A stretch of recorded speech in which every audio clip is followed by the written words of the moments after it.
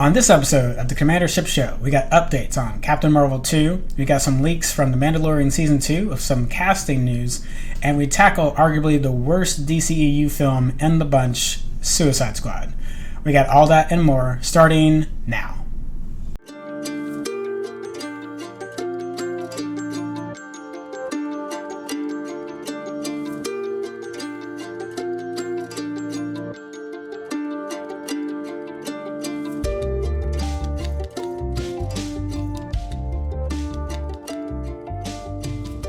We're back for this episode of the Commander Shipp Show. I am Kenneth Commander Shipp, here with the wonderful Tom the Guru.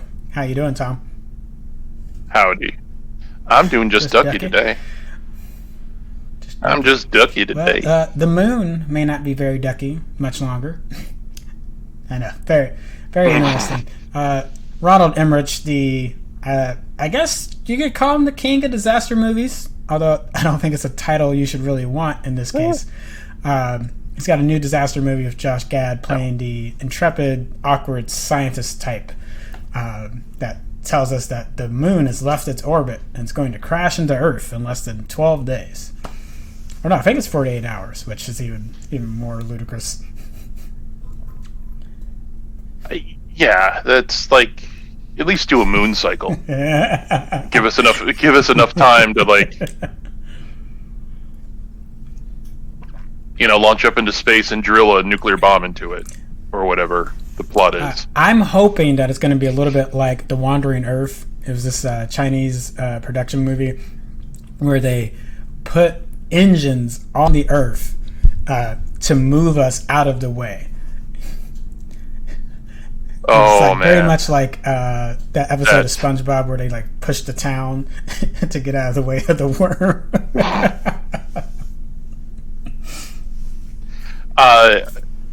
I would like that, but then if he does that, that's going to dash all hopes of a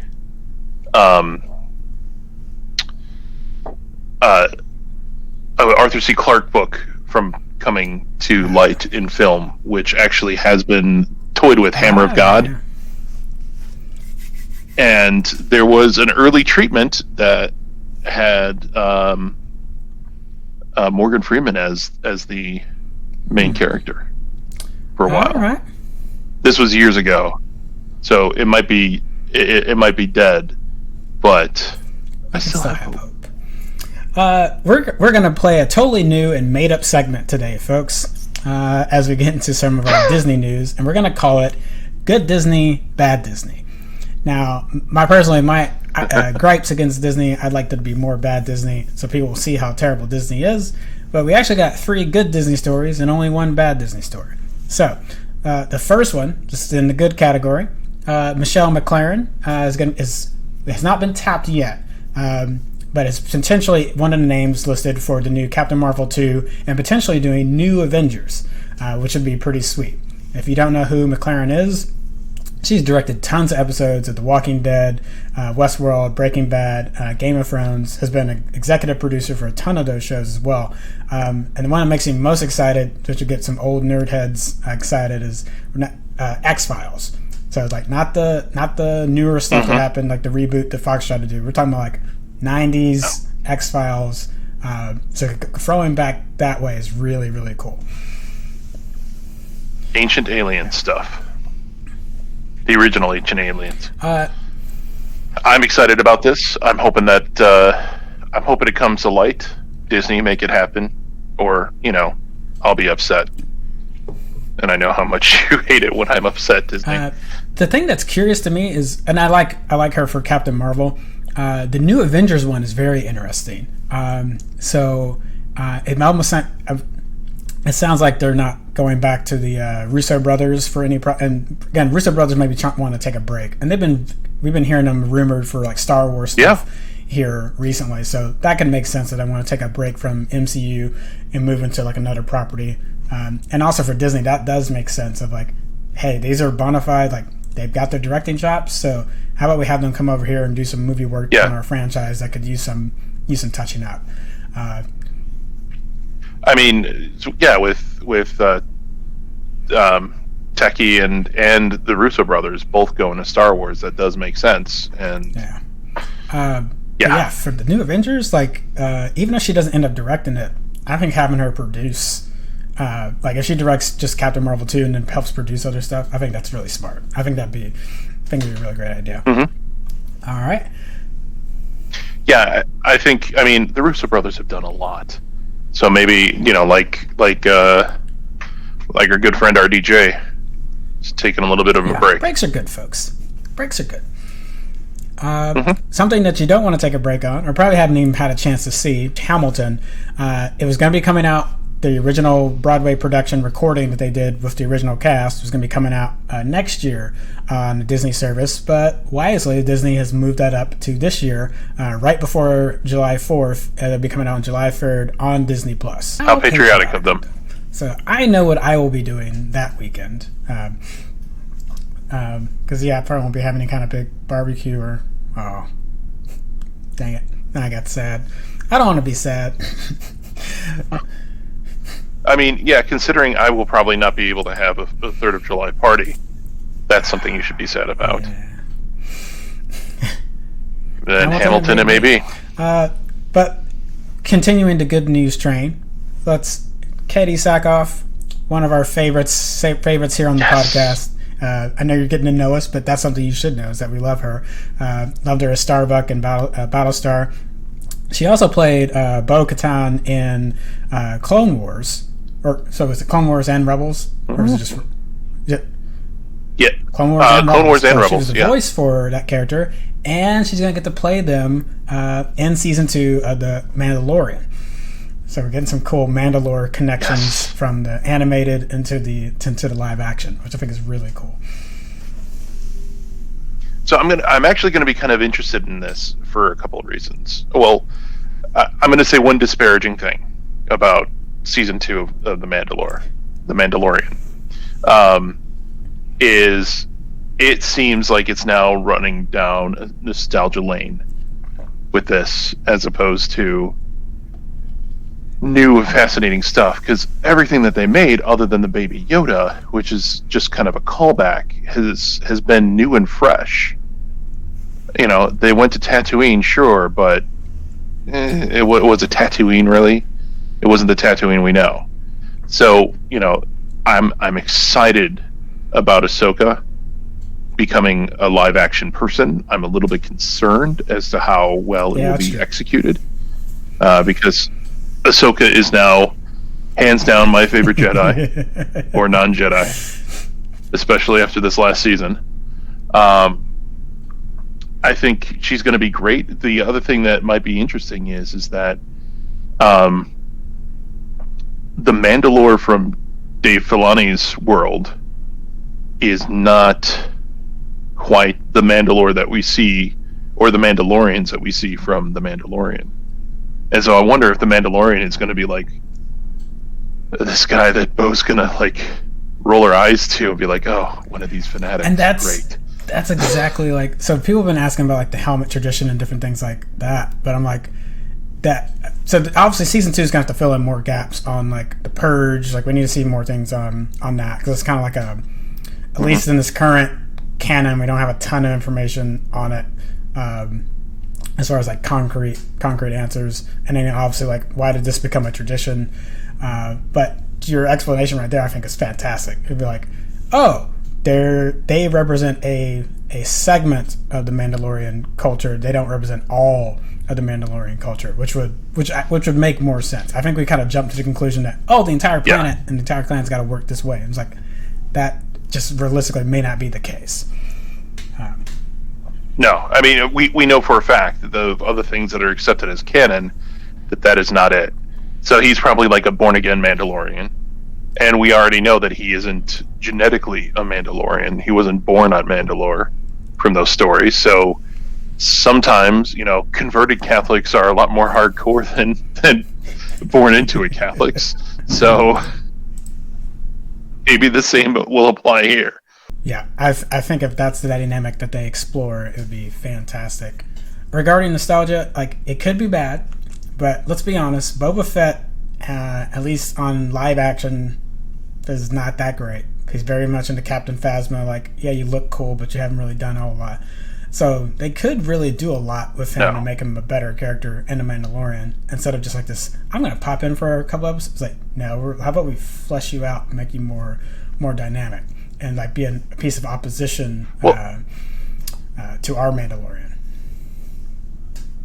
I'm trying to figure out what role he's going to play, because like I would be more excited if that actor came back to play Rex. I mean, there's no saying that to play Boba that's Fett. off the table.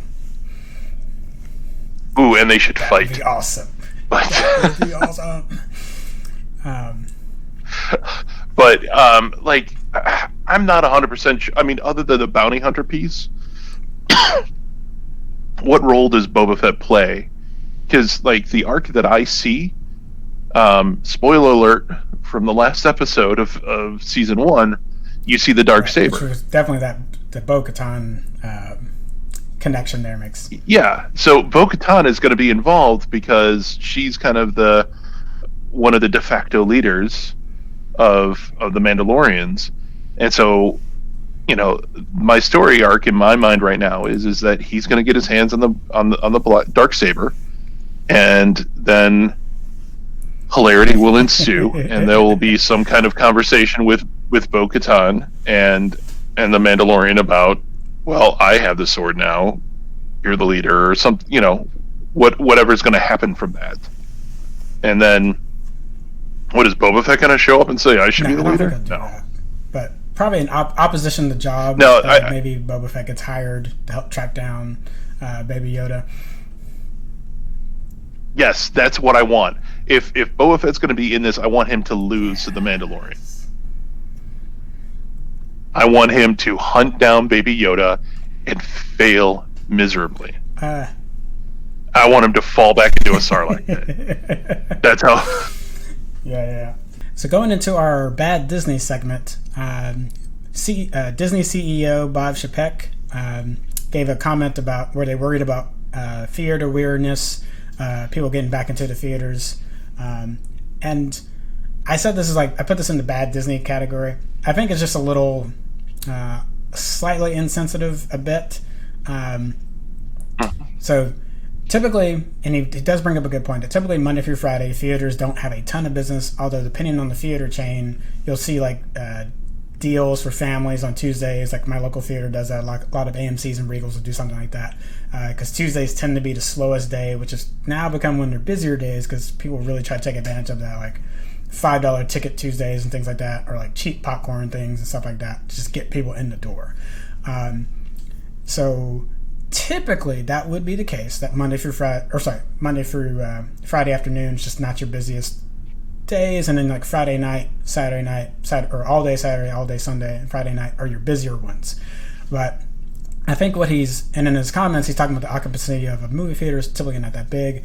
I think he's just kind of ignoring the fact of like, we've already seen like Disney Shanghai, when it opened back up, like sold out immediately as far as people trying to get back into it. And we don't know if those numbers are based on reduced to keep less people in the park, or if they were selling at full capacity. That's the only thing I couldn't confirm before this recording. If that is full capacity, these comments look really dumb in relation to that. And again, you're like, wait, but you're talking about Disney parks compared to their movies. I'm like, I speaking to the demand to get back out there and do something. And that's where I think these comments are a little insensitive and are not well informed on. People have been pinned it up in the house for a while. Movies. No one's been able to watch a movie in the theater for considerable time unless you've been at a drive-in or something like that. I mean, I know I've spent a lot of my weekends sitting in the dark of my apartment watching movies, but I long to be in a dark movie theater watching movies instead with my friends. So, like, that's, part of our tradition is coming up, and, there's a 50-50 chance that we will go see a film if there's a decent one in the theaters that weekend that you're here. So, yeah, I want theaters to open back up. And actually, as you were talking to that, speaking to that, I was actually making a promise to myself, like, I don't enjoy it as much, but I think I'm going to go to small theaters more often as well. It makes that makes me think about the one that closed. One of my favorites here, the Moolah Theater. That's a good independent theater chain, or not chain, sorry, independent movie screen that's now permanently closed. Like they were teetering on that before the pandemic, and now they're just completely gone. And I've been doing my best to try to support the other ones here. There's a theater back home, the Bell Court, back in Nashville, Tennessee. I try to support by my rental movies there. Actually, I'll put some of those links in the comments so folks can if you're in my area, you want to help support, that'd be awesome. But there are definitely indie theaters in your own hometown that you should try to put some money into. Yep. Cool. I'm just going to say this as this next segment is James Cameron can kiss my ass. Why are we even talking about this? Well, Avatar 2, which has been in production hell, it's not quite. It's been moving through every circle of production hell. Yeah, it's not just, I can't just say generic hell. They've been moving through each circle. Because it doesn't seem like this thing's ever going to see the light of day. I know they have a cast. I know they did production this year. I don't believe it. I'll have to wait until I see a trailer. And yes, it was revolutionary 3D movie in 2009. But who's been watching 3D? That was 11 years ago. And when's the last time you wanted to go watch a 3D movie? Exactly. Yes, and a 3D movie in IMAX. Or who cares? James, it's fine. I give him credit for the tech that it created. Like it is immensely helped in capture and what we put on screen. But it was Fern Gully with some lipstick on it, and the lipstick was important, but maybe use that to make some other stuff. Like you created the Abyss, and then you used the stuff from the Abyss to make the T-1000, which was awesome. Instead, James, do me a favor, make True Lies 2 with Elijah Dushku playing Arnold Schwarzenegger's role. That's what needs to happen. Forget about your CGI blue tall Smurfs. That would be amazing. I like that idea. Let's pitch that. Let's get an agent. let's get a treatment together. Speaking of someone that's talking about treatment and how they've been treated, I want to give a small apology to Josh Trank. If you don't know who Josh Trank is, you likely know the disaster of Incredibles movie that he made. No, sorry, not Incredibles. Incredibles is the better. No, hold on. Yes, it is. Incredibles is the best Fantastic Four movie we have gotten. Yes, the Fantastic Four movie is actually the lesser Incredibles film.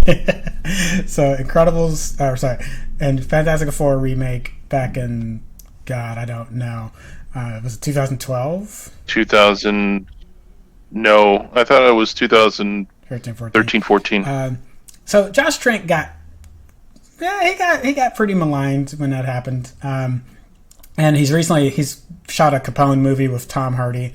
And for all intents and purposes, it seems like it's going to be fine. So again, I try not to read too many reviews before I actually jump into a movie, but at least what I'm hearing is it's okay. Maybe it'd be a lot better than what I'm hearing right now. To Trank's credit, anytime a movie comes out, it is a production.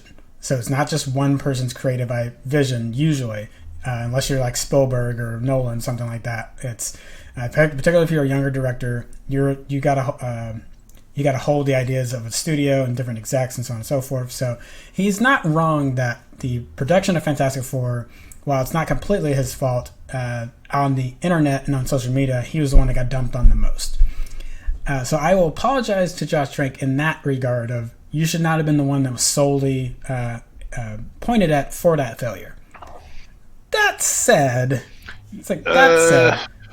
Josh, you did a lot to get that piled onto you. I'm going to rant for a second on that one because I think his biggest thing was Josh Trank started to buy into Josh Trank with Fantastic Four. And he forgot the reason why he got Fantastic Four was because of Chronicle, which was written by Max Landis. And Max was the one who carried that story in development and did the screenplay. Josh did, the Ben Affleck of, hey Matt, do you mind if you put my name on that too? Oh, whoa. No, I can't let that slide for Ben Affleck, because seeing other things he's directed, he's done a pretty good job as a director. So he's done a good job as a director. Maybe that is the case. I'm not saying that for Good Will Hunting, but that's a debate. But oh gosh. But it still stands that they were hiring a team from Chronicle to do Fantastic Four. It was not Trank by himself. And then he got rid. Yeah, and I think Trank forgot that as he was moving along. Well, I mean, through the other thing I wanted to the thing I was going to get into was but he forgot how vitriolic he was on Twitter. Like, he may not have had a Dan Harmon style breakdown on someone, but it's still, I'm like, that's what pissed people off too. Your social media response at that time. And again, I get that this is also him first kind of getting into social media as well. So he probably had not understood how to handle that well. But it's that's why you got a lot of social media backlash. Critics, or myself as critics, and one thing is you could just ignore the reviews. That's one thing. But the way you acted on social media is that's the apology tour you should go on. So I'm apologizing only for the perception that it's only your fault.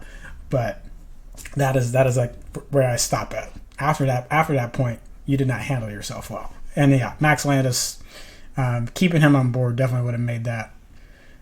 There's so many problems with that story. We might have to dive into that soon. Yeah, you know what? Actually, have you read Max Landis's script? He released 4 or 5 pages from his, and it actually sounds pretty damn good. Yeah, his script was actually quite good, whereas where the Fantastic Four were a fully fleshed out team at that point, with an explanation. Oh yeah, look, a new superhero movie without a brand new origin story? What is this insanity? Oh my god, that's heresy in Hollywood.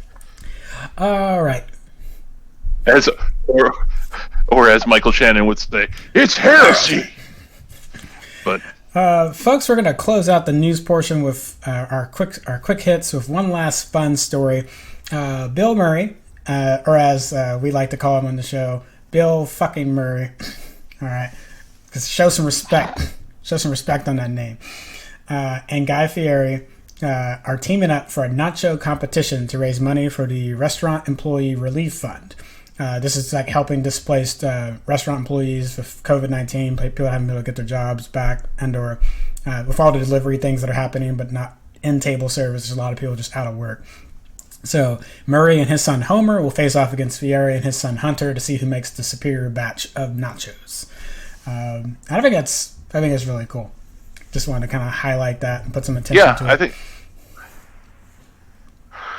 it's yet one more thing to for Shane Torres to add to his bit of what's so wrong with Guy Fieri. We shit on Guy Fieri so much. It's if you have not seen this bit, if you're well, I liked everything you said about Bill Murray until you said he was teaming up with Guy Fieri.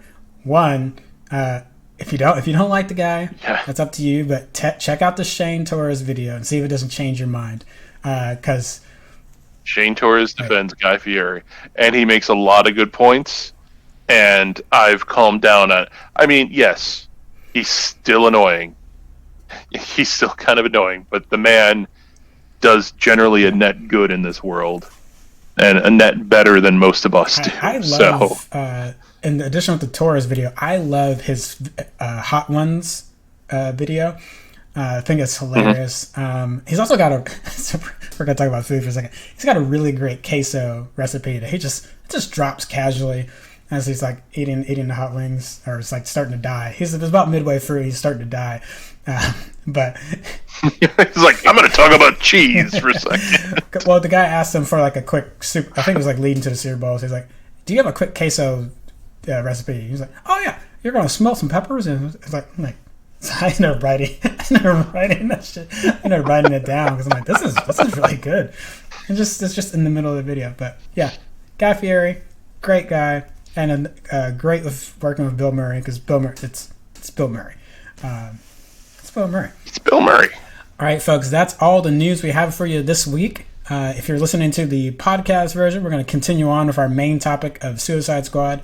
But for the news topic, we will see you all next week.